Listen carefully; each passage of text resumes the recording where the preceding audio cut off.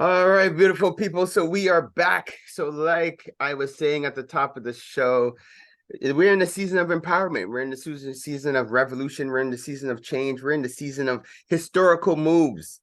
And the guest that we have on today, the one and only Louis Edgar Jean-Francois from the F.A.C.E Coalition, as well as Groupe 3737, is here to bless us, to let us know what has been going on within the community and where we're going as a community. My brother, thank you for being a guest with us today. I'm Parley with the People. It's a real pleasure, Fabio, and thank you for having me. Thank you for the opportunity. It's amazing. It's not a problem at all. So our listeners know how I like to get down. So even before we dive into the business, I would like to give our guests just an opportunity just to introduce themselves, let people know a little bit about, who you are, your background, what your motivation is, your why, so to speak, and and what brought you to here to be. Amazing. Thank you so much. So my name is Edgar Jean-Francois. So yes, I have several hats. So yeah, I guess my main hat is a CEO of a Groupe 3737. So Groupe 3737 is a business incubator ecosystem of support for people from a diverse background. We currently have, our headquarters here in Montreal in the Saint Michel neighborhood. We have now 12 offices across Canada. So we're a national organization. Another hat that I have, I'm also the Whoa, co-founder. hold on, Oh, because oh, oh. you said that quick. First of all, a round of applause for 12 locations across Canada. That is a big deal, because I really don't know, and maybe you would know better, but are there any other Black community organizations that have a national reach that actually have locations across Canada? Is there any other ones? Yes, we have another organization. It's the F.A.C.E Coalition. Okay, well, So yes. the F.A.C.E Coalition as well. So I'm a co-founder and the chairperson of the F.A.C.E Coalition, and we do have multiple offices across Canada. We have 8 in total. So on the concept side, we're now 57. And on the F.A.C.E Coalition side, we're about 50. Did you say 50? Because it just cut out a little bit. You said you're at 50. Yeah, so 57 at Groupe Concept.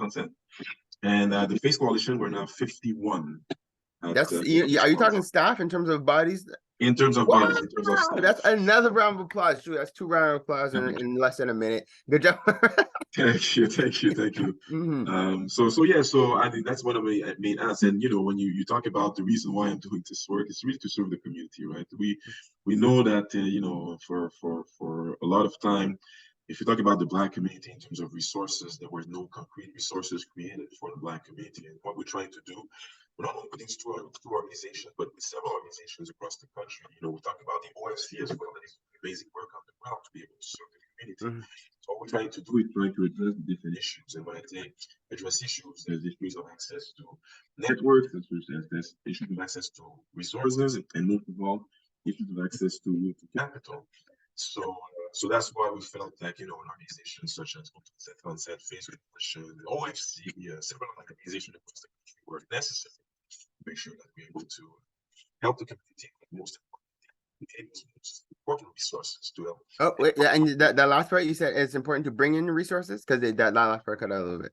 Yeah, exactly. So yeah, to bring actually resources to render permanent resources to be able to help and support the community and continue empowering the community. So that's F.A.C.E Coalition is my second act. I'm also the chairperson of the chamber, the East Chamber of Commerce here in Montreal.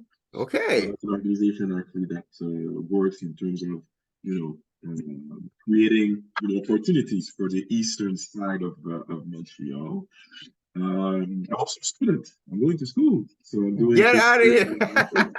I'm doing currently my EMBA at HEC McGill, so it's a joint EMBA. So that's what I'm doing right now. I'm involved in other boards, but most importantly, I'm the proud father of 2 kids, young daughter of 14 years old, not young, teenager, Right. 14 years old, and a son, 12 years old. So I'm really blessed in that sense. And that's that. So these are my several hats that I have currently.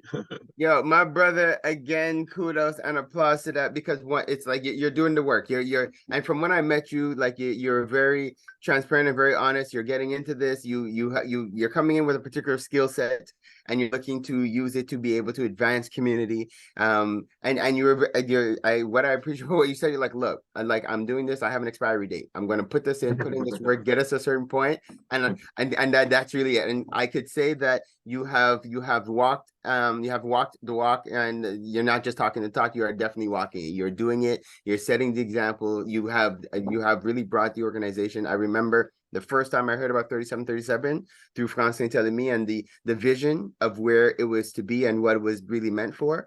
And again, like, taking a moment to really acknowledge that you guys made the effort to set it up in Montreal North, which is one of the one of the poorest places across Canada, they say, to be able to really empower the people. And again, like, so I commend that. It's huge, and you guys haven't just stopped at the community there. It's now national, empowering people right across from the English speaking community as well as the French speaking community. There has been a huge push, and so this is huge. So again, so I thank you for what you're doing, and I guess that's a great segue to bring us into what we're here to really talk about now, to let the community know what has been happening. So I was privileged to sit in a meeting a couple of weeks ago where there was an introduction to a movement that's happening. We're welcomed by the Jamaica Association, and there was an introduction to a fund. And last week, our listeners would have heard us talking about the SBCCI. Thank you very much. Supporting Black Canadian Community Initiative. It took me a while to get it done, but I finally got it. That's it. Thank you. So yeah, so we spoke of that funding, and actually, I guess as people are hearing this, the funding is either now closed or about to be closed, because the funding closes December 15th. So if you haven't jumped in, take the opportunity. But we also spoke about a national move that's going on. So if I'll cede the floor to you, just so you can let the community know about the efforts that have already been made, and where we're going. Well, exactly. Thank you so much, Farouk. And I think it's important. These are important times. You know, in the last few years, we have been able to work in collaboration with different organizations across the country. You know, I always say we don't have the pretension of doing the work that we do all by ourselves. We're working with partners. We're working in synergy as with an ecosystemic approach. So that's an important thing for me to mention right off the bat.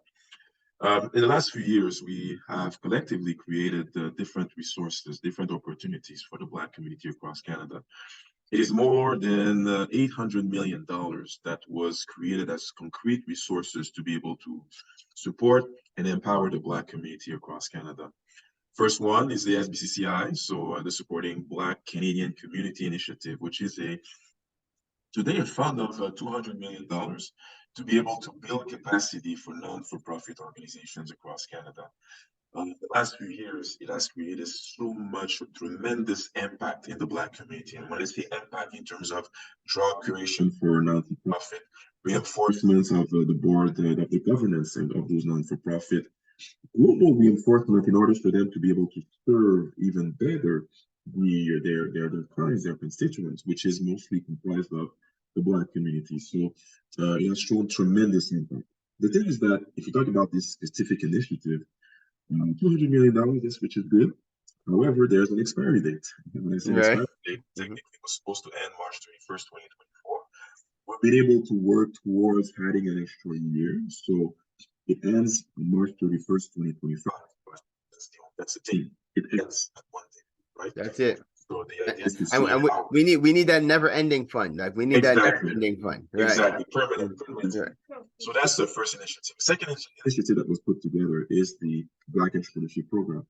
Today, it's a fund of $272 million to be able to support this time Black entrepreneurs in terms of developing their projects and bringing their projects to the other level. Now, again, this program has shown tremendous impact within the last few years. When I say impact, again, in terms of job creation, in terms of revenue generation, in terms of funding for Black entrepreneurs, in terms of ecosystem of support to help them thrive in their entrepreneurial project. So this fund is comprised of three components. So there's a component of $161 million, which is the loan portion of the initiative. This amount is managed, like I mentioned earlier, by the F.A.C.E coalition to be able to provide loans up to $250,000. So this part is kind of more permanent per se. Okay. But and sorry, wait. So you said that fund was 270 and $272 million for the Black Entrepreneurship Program. Okay, good. Yeah. Right. So the $161 million loan portion managed by F.A.C E, this one is we're working towards making sure that it's permanent. However, an important part of it is the ecosystem funding, is to support organization that provide business support to Black entrepreneurs across the country. It's approximately a part of $100 million out of the $272 million. And this Okay. is crucial to be able to not only support entrepreneurs, but making sure that they do utilize and maximize and optimize actually the funding that they receive potentially from the F.A.C.E coalition side. This portion of the fund technically ends in March 31st, 2025. We've been able to work towards adding an additional 25 million. So for fiscal year 2024, 2025. But that's the thing. There's still this expiry date. The program ends technically March 31st, 2025. So the idea is to see what capacity we can work towards bringing additional investments, whether in SBCCI or whether in the BEP, the Black Entrepreneurship Program. Okay. Funding and investment to go beyond March 31st, 2025 and make sure that we render those funds permanent. You said, and you said that last part. You said the goal would be to find an additional investment that will bring us beyond 2020. Yeah, to find additional investments and reinvestments actually to make sure that we're able to go beyond March 31st, 2025. Beautiful. Now, from those two initiatives, there are two other initiatives that were put together afterwards. So some of you might know the Black Philanthropic Fund, which is today's an endowment fund of $200 million. And this endowment fund is actually, the way it works is that, an endowment fund, you invest the capital, and it's the returns that are utilized to be able to invest in this case in the Black community. If you take $200 million, and sorry for cutting you. So now an endowment fund. So that is actually at least one of the ways that funds have a long term or a longer shelf life, right? Because we're not losing the initial nest egg, so to speak, right? It's exactly. So there's a nest egg. But there's still a disparity because it's still not enough, right? Exactly, not enough. The thing is that if you take the $200 million, you invested at 7%, it gives you $14 million, and $14 million to serve 1.4 million Black Canadian. It's about $10 per Black Canadian. Right? So what we're trying to do, we're trying to see what capacity we can add more to the $200 million to be able to increase the support that we're providing to the Black community. Okay. If we add to that, there's also another initiative, the Social Finance Fund, which is a fund of $755 million. But this is a broader fund to not only to support all social entrepreneurship initiatives across Canada. It's not dedicated only to the Black community. Our intention is to see in what capacity a portion of that fund can be directed specifically to the Black community. And our aim is to direct $130 million out of the $755 million to initiative of the Black community. So when you say that the goal is to like advocate to be able to to carve out a certain amount for specifically for us, what are the efforts that need to be made to do that? Like what is the how do we support that, and how do you how do we make that a reality? Well, there's two pieces, right? So there's the first piece I think is to continue the representations. When I say continue the representation, is to make sure that we talk to the ones, at the minimum, the ones who invested those $800 million in the Black community, which is mostly government. So the idea is to bring them to understand the importance of what was created collaboratively in the last few years, the impact that it had, and the importance to continue this impact beyond March 31st, 2025. And on top of that, to be able to add more resources to come and bonify and reinforce fully the Black community. And when I say representation, we had exchanges with, different ministers. So let's say mostly Minister Richie Valdez at the federal level, also Kamal Kira, the federal level. So for you to know, Richie Valdez, the Minister of Small Business, is responsible for the Black Entrepreneurship Program. So this is, we have started some representation to see what capacity additional funding could be put beyond March 31st, 2025.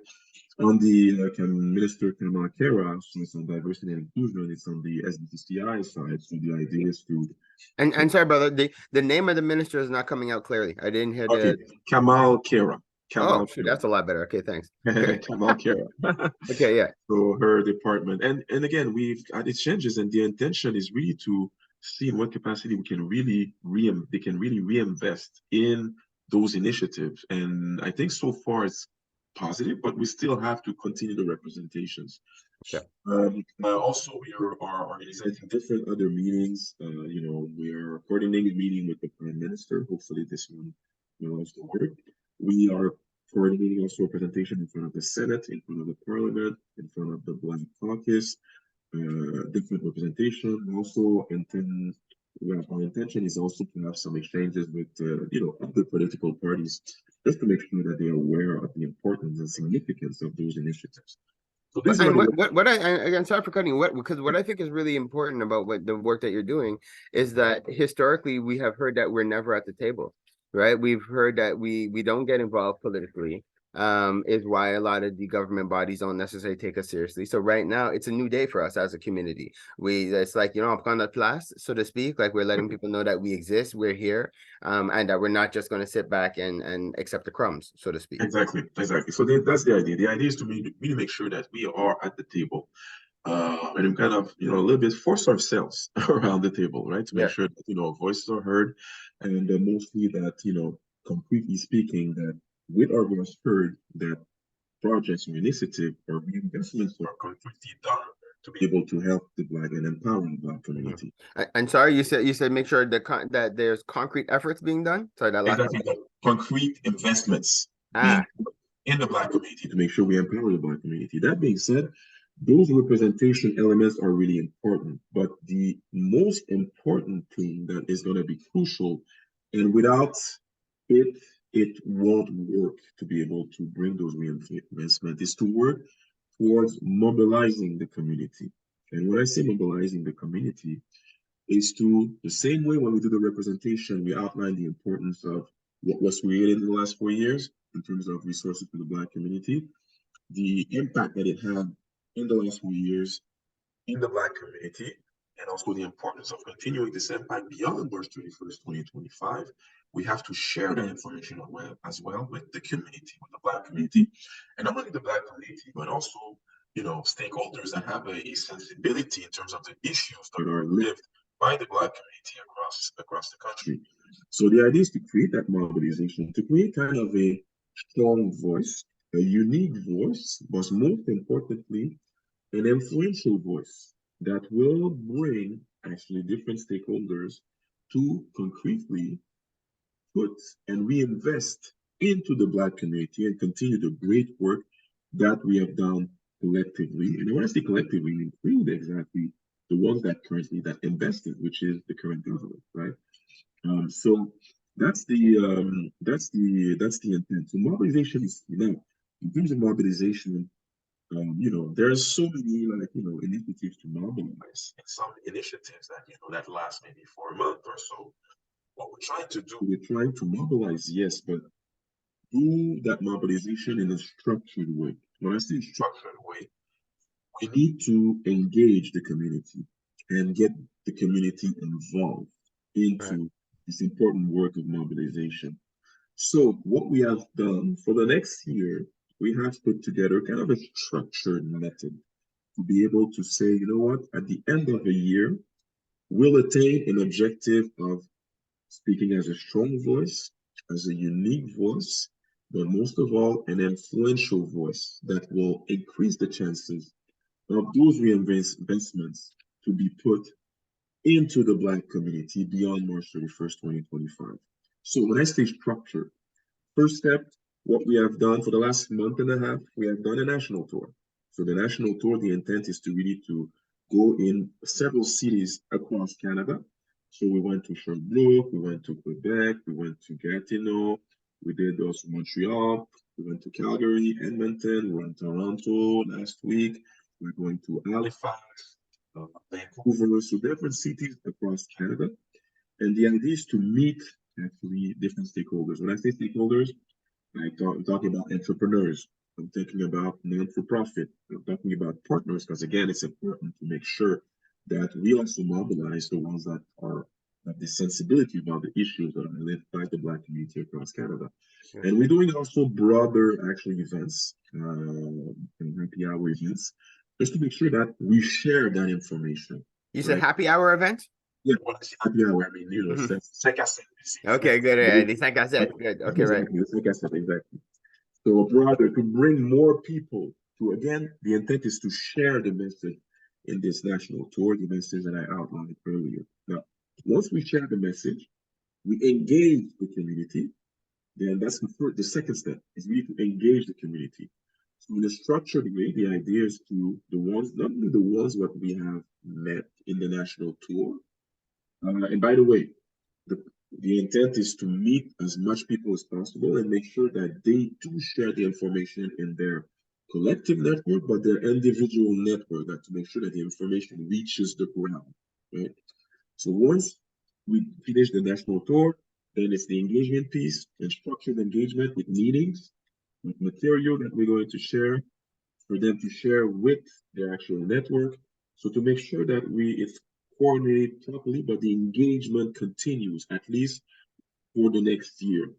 So we're going to have meetings, more, small meetings, broader meetings. The intent is to kind of get updates. So updates from the community on what's happening on the ground. Make sure that in our efforts of representation, we are able to share what's happening on the ground so we can craft a solution that is as much as possible adapted to what is needed from the community. And then on our side is to say we give our updates in terms of the representations that we have done, whether at the government level, whether also at the corporate level, because we're doing presentation as well at the corporate level in different financial institutions and different corporate entities and institutions. So our side is as well to give updates. And once we're able to combine these updates from the community and from the representation work that will be done, we'll be able to have a better understanding of what's happening, better understanding of the landscape, and then we'll be able to have a better sense of, because we know what's happening, a better sense of how the support or the mobilization, or a better sense of when comes decision time to choose who's going to be our next leader. If you're talking on the governmental aspect. Say that last word again, just a little bit louder, because I'm missing. Yeah, just in a governmental perspective, to make sure that once come decision time to be able to choose the leader, that the voice of the Black community is heard and is utilized to be able to choose actually the leader that's going to be to take the reins of Canada that comes next election, right? Well, you know what you're saying there is again next level things, because like I had mentioned before, and just to reiterate, just to make sure that we got it clear, the points that was addressed in terms of the flow and the action plan, so to speak. So the first phase is the education, creating the awareness, making sure people know what has happened, what we're doing, why we're doing it. Then it's the engagement, so getting people's buy-in, getting people to understand, okay, this is like, now you understand what we're doing, why we're doing it, this is how you could get involved. So it's making sure we disseminate the information, making sure they have the tools and resources that they can now share with their networks. Then it's to be able to now capture feedback, do back and forth to ensure that people are providing updates on what's been happening in the community, the responses that people are getting, the particular needs that are coming down the pipeline. Then you guys are taking that information in order to ensure that when you guys are advocating on behalf of the people, we're advocating for what the people want and what the people need. And now, to me, what is a huge call it axe, or huge point at the top of this thing, is now being able to use that national cohesion. And I use the term cohesion because we seem to get it twisted as a community, where we feel like we all need to be kumbaya, we all need to love each other, we all need to be in one, and we don't. Actually, at the end of the day, as a community, we just need to agree on on a couple of things, that, okay, you know what, despite our differences, we're going to work together to make this happen in order to have this impact for this people, right? So we don't, and so that's cohesion, that's thinking Exactly. together, that's being on the same page. Exactly. But what's important to say as well is we're creating win-win situations. Mm-hmm. At the end of the day, the first win has to come to the Black community. We have Exactly. it as a whole to make sure that the win is we reinforce, we empower the Black community. Mm-hmm. Afterwards comes the businesses, comes the not-for-profit, comes the different partners Mm-hmm. that actually have the sensibility of being able to help the Black community, and their organization actually, in terms of service, serve actually the Black community. So the idea is to create also wins for them and have concrete resources for their organization to be able to serve properly the Black community. So Nice, like the OFC. Woo! Sorry. exactly, like the OFC, exactly. So it's creating that ecosystem of win-win situations for everybody, but it has to start in terms of first, let's serve the Black community, and by serving the Black community, the rest will follow. So the engagement piece is the second step. So first step is national tour. Second step is the engagement, structured engagement. And then what we're going to utilize, we have put together 4 tools to be able to kind of create a snowball effect, to kind of work in parallel with the engagement and mobilization. And those 4 tools are, so 3 reports and 1 documentary. So the first report is the SPCCI impact report to outline the impact that had on the history behind SBCCI. This report actually will clearly state what impact this initiative has had for the last 4 years, not only on the organizations that actually provided the service and received funding, not only on the 4 intermediate organizations that are responsible to deliver for the delivery of the program, but most of all, Oh, wait, sorry. That last part you just said, I lost. You said, and not just the 4 organizations have been able to. Yeah, the 4 intermediate organizations that have delivered the program. Not only that, but as well the Black community itself, the impact that it has on the actual clients of the non-for-profit that they serve, right? Yeah. So that's is the FCI impact report. And then there's the Employment Equity Act that outlines kind of the landscape of employment in the Black Wait, community. I didn't get the name of it. The Employment Equity Act. Employment. Oh, awesome. Okay, Employment Equity Act. That's huge. Exactly. Okay, good. The Employment Equity Act that actually outlines the landscape of employment in the Black community across Canada. And then there's another report, is the Black Pension Survey, which is a survey that kind of outlines the potential of savings from the Black community. That's an important also element that we're going to publicize. And then we have a documentary that going to state the history behind the SBCCI, the impact that I mentioned earlier, that kind of that is going to complete the SBCCI impact report. So these are the 4 tools that we're going to utilize and we're going to publicize, hopefully during Black History Month, to make sure that these information and these reports are well known and well understood by the community. I like that. So Okay. these are the 4 tools. Then afterwards, what's going to be important is to continue the effort against snowball effect, is to create, we have identified 6 major events across Canada to be able to reunite an important and significant Black Wait, hold on. That last part you're cutting out. So and it sounds like it's a major part. You said that it's to identify 6 major events across Canada. Exactly. We have identified 6 major events, mobilization events that will actually bring a lot of the Black community in one place. Give me an example of one. So one of the events. So we're going to do. I don't know if you've already heard of it, the Black Summit, organized by la Fondation Michael Jean. So it's going to happen here in Montreal next September, and it's a summit that happens every year. I think last year it happened in Halifax. It's an event that usually mobilizes more than 1,000 people. But this one, our aim is really to mobilize in one place more than 2,000 people, because it's closing of the decade for people of African descent. So it's going to happen in Montreal. So that's one event. We have also identified an event in the western side of Canada that's called Carry West that brings 60,000 Black Canadians in one place on the western side of Canada. So the intent is to share the information that I shared today to hopefully reach the 60,000 Black Canadians. We have also intention, and that is currently being confirmed. So, the Toronto Caribana. Of course, yeah. Caribana, the intention is to share that message in that particular event as well, for people to be aware of those initiatives and the importance of them. And then there's other events. There's one that we identified in the region in Sherbrooke. It's a festival, African festival that we have identified there. And there's another event that is happening in the region of Gatineau / Ottawa. So these are events actually that we have identified. Our intent is to see if are there other mobilizing events that will bring together in one place a significant number of people from the Black community or organization that wants to support the Black community. I love that. So if I'm an event coordinator and I'm listening to this, and I know I'm hosting an event that is looking to mobilize over 10,000 people or 20,000 people, it could be an opportunity to connect with you guys, to have you guys participate in some kind of way, to be able to create that kind of awareness Exactly. in some kind of way. That is huge. Exactly. At the F.A.C.E level as well, there's another event in June that we're putting together.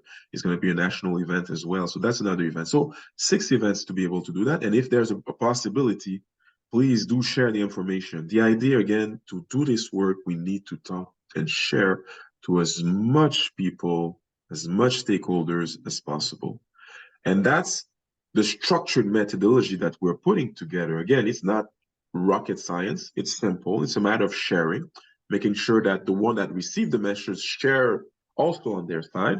Yeah. And I would think with this strategy, by October 2024, if we do things right, in a unified way, in a collaborative way, with everyone doing this work of sharing the information and, properly giving updates, I think we'll be able to reach that objective of speaking as one voice, strong voice, but most of all, influential voice, and attain that objective of bring those important reinvestments to the Black community and continue the important work that we have undertaken in the last 4 years. Now, the idea is to make these funds self-sustainable. That's the intent behind that, right?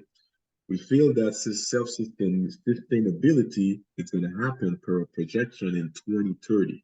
Okay. So it's important to have reinvestments in 2025, 2026, 2027, 2028, 2029 to make sure that we do have that money to continue and make sure that we render those initiatives self-sustainable. Wow, my brother, this is huge. It's like it is the beginning of a new day, or we're in a new day right now. It's like but I could say it's the beginning because like we're just getting started. Like the 800 million that was able to come into the community, it showed the potential and what we can make happen as a unified front. Because like you had mentioned at the beginning, it is something that it was the first wave was to be able to come together to create that F.A.C.E coalition. And that kind of started to pave the way. So now we're looking to go above and beyond to ensure that the resources just continue to come into the community. And what I like about the plan is that the plan is not to continue to look for money into perpetuity, like not forever. The idea is to get us to being able to be self-sustaining. And that I think it's huge. It's good to being able to have that goal. Don't get me wrong, we pay taxes, so we should be able to benefit from the money that's out there, but we don't want to have to be dependent on it, right? So it's huge in what you're doing. So now in terms of call to action and where people, if now people are hearing this, they want to get involved, they want to find out more information about this national push, they want to find out where they could connect to promote, what are the outlets, what are the contact information for the people? So I always say we don't have the pretension of doing this work all by ourselves. We're doing it in a collaborative way, in a collective way. So there's many ways to be able to contact us in terms of how you can get involved. So yes, you can contact Groupe 3737 directly, for example, at contact@groupe3737.com. We can contact as well. I'm going to put you on the spotlight, as well, the F.A.C.E team. I'm not sure about the email, but the F.A.C.E has been, and I got to say, I have to say publicly, I have to give a shout out to you, F.A.C.E, and your team. You're doing an amazing job. I always say I'm impressed in terms of the network that you've been able to create, and with not a lot of resources. That's truly amazing, and that's what's important for us to bring those reinvestment and make sure we support organizations such like yours, such like others that are doing some amazing groundwork. So thank you for that. Thank you. So yeah, contact as well. The Yep. website. You guys know, reach out to the OFC we care at Gmail. You can reach out to us and we will connect you guys. Good. And earlier I talked about the F.A.C.E coalition. We're a coalition of 4 organizations. So there's Groupe 3737, there's also CDNBCA, there's also BBPA in Ontario, there's Black Business Initiative in Halifax, the Africa Center in the western side of Canada. I don't have the emails by heart, but if you go on their website, you'll be able to have their contact information. On the SBCTI side, there's Groupe 37 again, BBI, Black Business Initiative, there's Tropicana Community Services, and also Africa Center. So also reach out to them. Actually, we are doing this in a certain synergistic and collaborative way. So if you Love want to get involved, if you want to get some more information, don't hesitate to contact any of those information, or you can contact us at Groupe 37 to be able to share more and include you in this movement, in this important movement. Again, we need to reach as much people as possible. And if we do things right, we're going to, it is sorry that what we're doing collectively, we will be able to render permanent important resources to empower the Black community and will make our community stronger. My brother, man, this is like I am amazed. I have to say I'm honored to be like hearing this, hearing the evolution, hearing the initiatives that are coming down the pipeline. In one of our past meetings, we brought up the initial one of the first meetings that I remember we had. I don't know if you remember when we went to the UNIA Yes. with our brother Eldon. And Yes. that was one of the first and so to look at what has happened from there until now, and even you mentioned that we're closing the decade, like, and I remember that, like, I was involved when we initially launched the decade, Yes. right? I remember Exactly. like coordinating, bringing the people down. We're at the Union United Church, and so just to be able to see like what has happened from then, like, one, I'm proud to have been able to be a part of the initiative. I'm proud of where we're going as a community. I'm excited to seeing what the future is going to hold, because again, what we do, this type of work, we all have an expiry date, right? And done well, even if we personally expire, and I don't mean transcend, I just mean get like out of this Yeah, role and doing exactly. other things, right? Exactly. Totally get You know, it. done well, it should never end, because there should be succession. Like, I'm really like the days of us being self-centered and planning now for now just for us is over. We are now starting, we're seeing what has been done, we're seeing what our counterparts are doing, and we are planning for our future. We are planning 10, 20, 30, 40, 50 years ahead. I do with some people right now talk about 100-year plans, right? Good. And because if you want to impact real change, you really have to be that minded, and you know that you're putting infrastructure in place to be able to support that. You know, so this is what you're doing. Again, huge round of applause for everything. Now, as we like to close off our interviews, we always like to give our guests an opportunity to bless our listeners with some empowering words, as this is the Empower Hour. So would you like to leave our guests with some words today? Well, we talk about mobilization and come together. There's this connotation that I've heard from outsiders, if I can call them, like outsiders, saying that the Black community is not able to work together, is not able to mobilize. But what I'll say is my experience is the total opposite. If we look at the collaboration with the UFC, if we talk about the coalition, the F.A.C.E coalition, if we talk about the four intermediary organization, which is called now the Black National Founders Intermediary Network, if you talk about the work that we have done in synergy for the last few years to create those actual $800 million to be able to support the Black community, we've been able to work together. So my message to you and to your audience is to say, we don't listen to people saying that the Black community is not able to work together. We are able to work together, and we are showing it concretely on the ground. And every day I feel privileged to be able to do this important work with my brothers, my sister Tiffany, with my brother Rustam in Halifax. So all of these Black leaders, I'll say across Canada, that are working tirelessly, the sacrifice that is behind that, you have no idea. That's why, again, I commend my brothers and my sisters for doing this work. So we are able to continue this work, but most importantly, to do it collectively, collaboratively, for us to come at the end of the day as one voice, one strong voice, and one influential voice. So that's my message. Round of applause, my brother. Thank you again, guys. So as we are now closing off this interview, we have been blessed to be able to sit with the one and only Louis Edgar, who is at the helm of the F.A.C.E Coalition, as well as Groupe 37 and a plethora of other things. Guys, you definitely want to stay tuned. You want to plug in. You want to be involved, and you want to help. There's no point right now being on the sidelines. We need everybody's involvement. We need your encouragement. We need your support. At the very least, we need your like and your share, guys. So thank you again for taking part. Stay tuned as we now transition out to Kaya Jambalaya.